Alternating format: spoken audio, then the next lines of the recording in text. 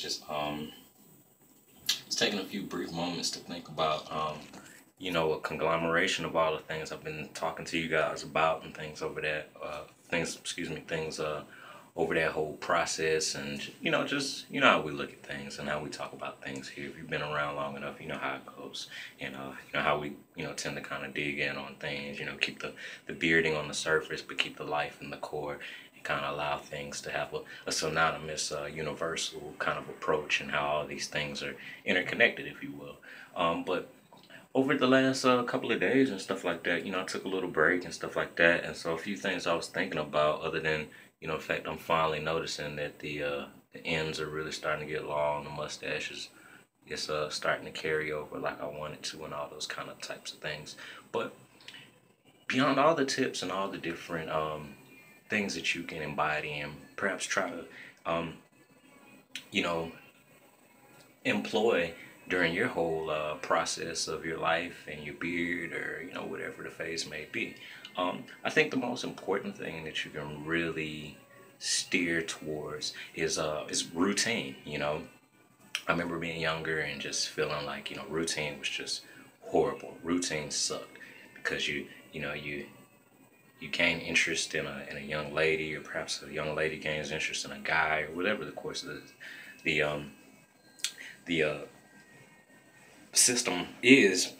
You start to realize like the only way for you to really get into this person's life, or to um, become an integral part, is to break their routine. If you can get involved in their routine and essentially become a part of their life, then it's a lot easier to get to know people and different things like that. But that's how I used to look at things, as far as the bad side of routine. Because, you got a lot of people, they're stuck to their routine. They love their routine to pieces. Like, don't you dare try to interrupt their routine. And it's over. But I mean, while there's interesting ways to look at all things, I think a good way to look at it is seeing the routine as the most important thing.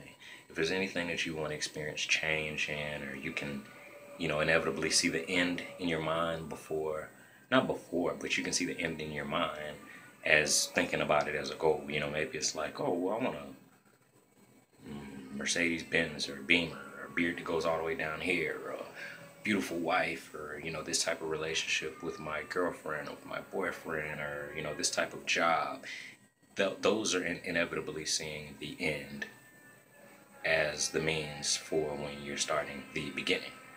So what I'm here to say is that if you're seeing the end before the beginning, it's a beautiful thing.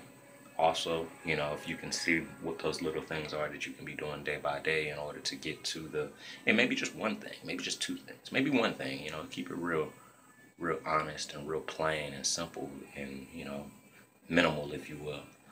Um, if you can keep things as minimal as possible and just do that one thing and be most powerful, excuse me, guys.